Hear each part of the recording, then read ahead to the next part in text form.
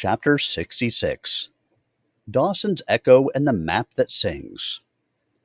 By the time they reached Dawson City, the air smelled of river thaw and old fortune.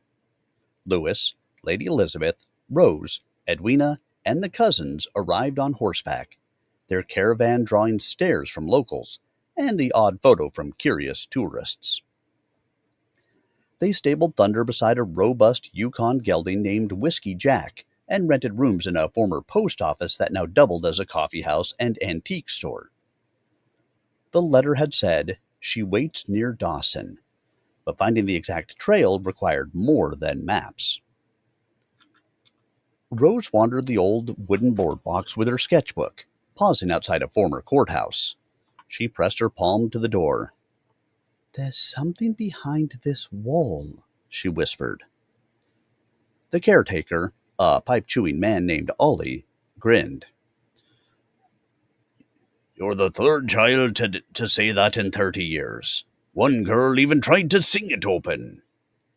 That evening, they investigated. In the attic of the building, hidden behind a false partition, lay a music box carved with a horse motif.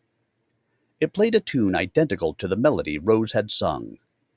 Inside the box, a folded parchment, perfectly preserved. Amelia read aloud. "To the rider who finds this, I did not ride for gold. I rode for names they would not write down. I saw lands stolen twice, and maps redrawn with ink that erases. My name is Eliza Hart. My mare was called Memory. My ledger is buried where the song repeats, 'Follow the river that sings.'" Tabitha cross-checked old riverboat songs.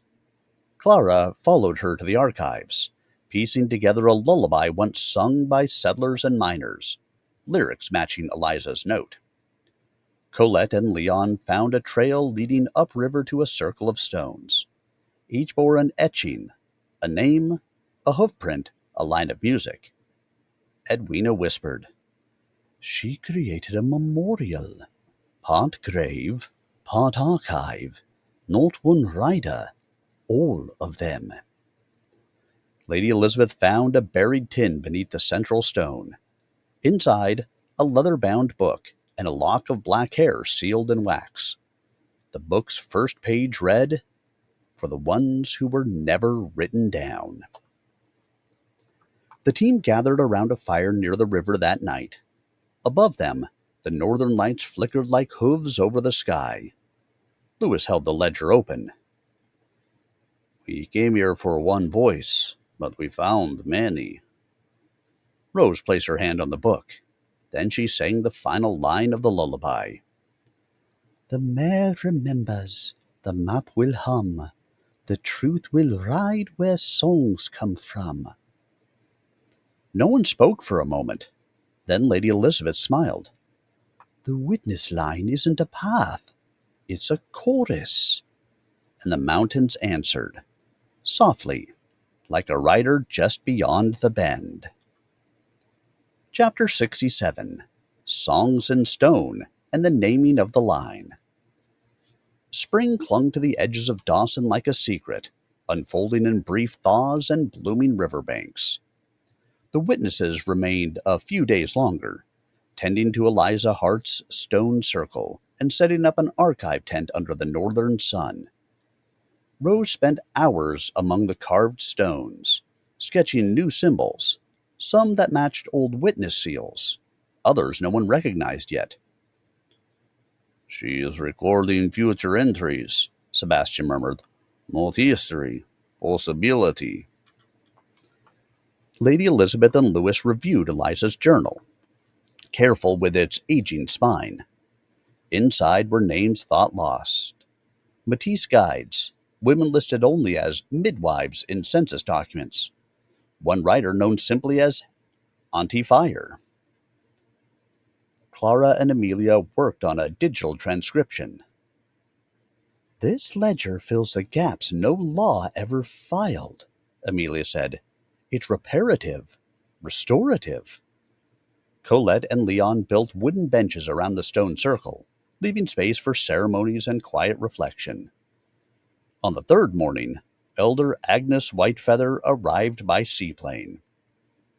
She stood there before the stones, touching one that bore a double spiral. "This was my great aunt's mark," she said softly. "You brought her back into the song." Edwina bowed. "We didn't resurrect her. We just listened." That evening a naming ceremony was held. Rose stepped forward with the quartz memory stone, now engraved with a new spiral. She handed it to Lady Elizabeth. "This line isn't just for writers," she said. "It's for rememberers, singers, mapmakers, midwives." Lewis added, "Anyone who carried truth, even when no one wanted it." Tabitha unfolded a banner, hand-stitched symbols circling a twin-horse seal, one black, one silver. Beneath it, new text in multiple languages. The remembering line. Witnesses of word, hoof, and flame. Wellington circled the banner twice, then curled up on the nearest bench. The group held silence for those named, then for those never named. As the sun dipped below the ridge, the wind stirred the birch trees. Thunder lifted his head. Far across the river, the silhouette of a mare appeared. No rider, no reins, just watching. Still. Lewis whispered, "We've been seen." Lady Elizabeth nodded. "And we saw back." The remembering line was no longer whispered. It was sung. It was named. And it would never be silenced again. Chapter 68. The Letter in the Lantern and the Trail that Waited. Before leaving Dawson, the group gathered one last time at the riverbank. The morning was calm, the water flat as polished stone. The cairn stood solid in the distance, and the stone circle behind them echoed with memory. Edwina lit a lantern and handed it to Rose. "We'll let it float," she said, "with a letter inside, so the next rider knows where to begin." Lewis folded the letter on thick parchment. "To the one who finds this, you are not starting a story. You are joining it. The witness line belongs to no single name and no single nation. It lives wherever truth walks, rides, or sings. Welcome. Take the next step." Lady Elizabeth sealed the lantern with beeswax. They watched as it bobbed once, then glided gently into the current, heading downriver toward stories yet unread. Later that day, they split up briefly to prepare for the next phase.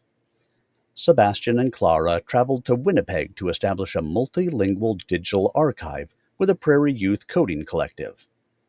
Amelia and Graham flew east to consult with law professors at McGill and Dalhousie about land transfer reparations. Colette and Leon returned to Montreal, coordinating school programming that would integrate the Ledger stories into local history. Edwina remained with Lady Elizabeth, Lewis, and Rose, preparing to return to Maplewood with the scrolls, Memory Stone, and the twin banners. Frank left last. "Heading north," he said. "Heard rumors of another cairn past Tuktoyaktuk, and I've always wanted to outstubborn a polar bear." That night, Lady Elizabeth walked the river's edge. Lewis joined her quietly. "You never asked where I went," he said. She smiled. "You needed space. I needed to trust you'd return." He took her hand. "I didn't return. I chose to ride beside you again. That's different." Rose approached, a lantern in her arms. "I made one more," she said. "It's for the next rider, too. But this one stays at Maplewood." They held the lantern between them. Let it burn until someone adds to it, she said. Wellington curled beside the fire. Thunder pawed once at the earth. The lantern glowed, and above them, as the stars emerged like seeds of memory, the trail shimmered, not forward, not backward, but waiting. Always waiting for the next name, the next rider, the next truth, and they would be ready. Chapter 69. Maplewood reopens and the Watchers arrive. By the time they returned to Maplewood, the manor had changed again, not in walls or windows, but in purpose. The blue parlor now housed a circular table with 12 chairs, each carved with a symbol from the ledgers: a hoof, a feather, a spiral, a flame. Frank's saddle rested on a hook in the foyer. Wellington had claimed a sunlit windowsill as his new kingdom.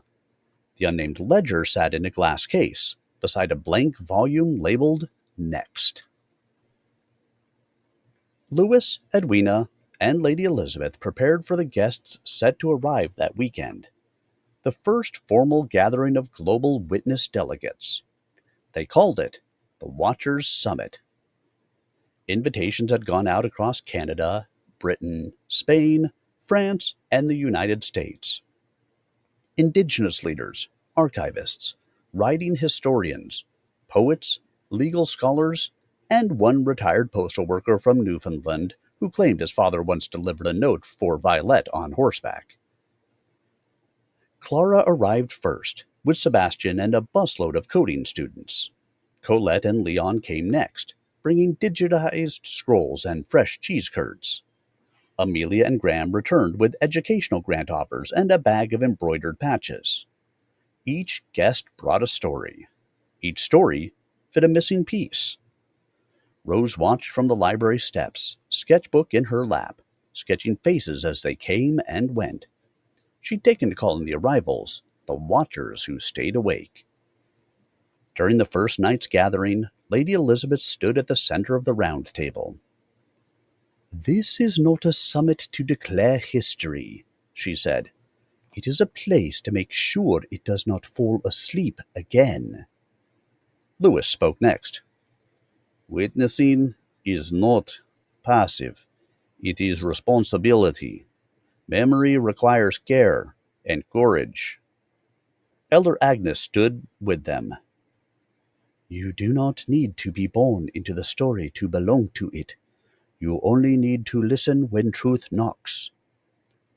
A small ceremony followed. They placed a fresh violet at Lady Violetta's headstone. Rose added a page from her notebook. It showed a long, winding road, horses in every season, and one rider looking back to wave.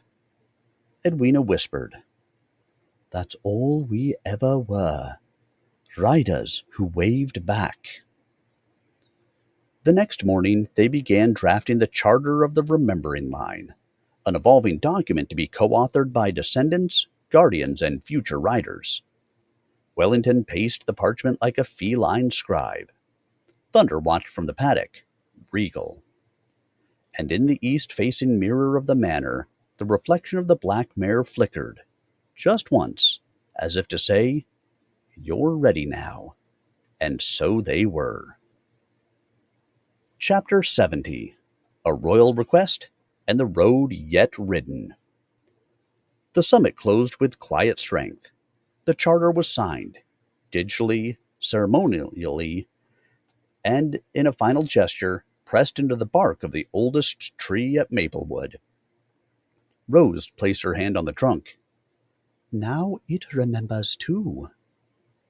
That night, Louis found Lady Elizabeth alone in the west garden, pruning the last of the summer roses. The moon shone on her shoulder, and she hummed, something old, something from the scrolls. He joined her. "They'll want to see this in Britain," he said. She nodded. "I received a letter this morning." She handed it to him. The crest on the seal was unmistakable. From the office of the Prince of Wales. "My dear Elizabeth, news of the Watchers' Summit has travelled far and wide. and not just through official channels. I read the charter, I read the names, and I recognize more than one echo of your voice in the words. Britain would be honored to host the next phase of your work, a public exhibit at Kensington, a panel at Oxford, even a quiet ride on the grounds of Windsor, if thunder still permits foreign soil. I have not forgotten the story we almost shared, nor will I intrude upon the one you live now.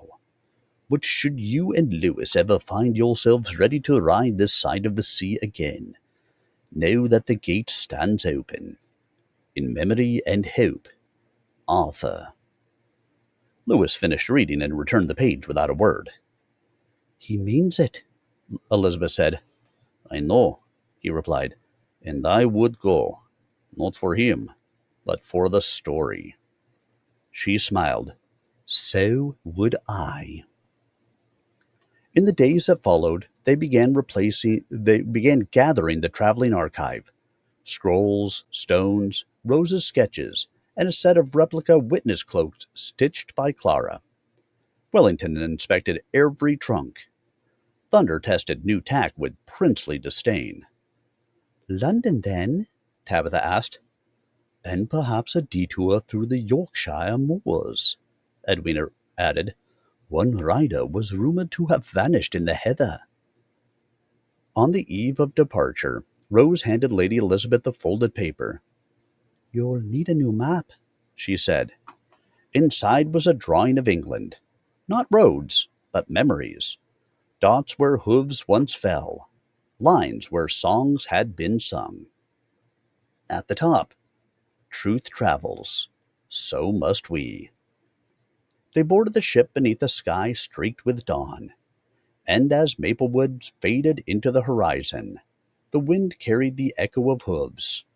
Not an ending, just another crossing, toward the next name, the next trail, the next page. Still blank, still waiting. The end of Murder at Maplewood Manor. Author Anna Rowe. Narrated by Tim Maloney.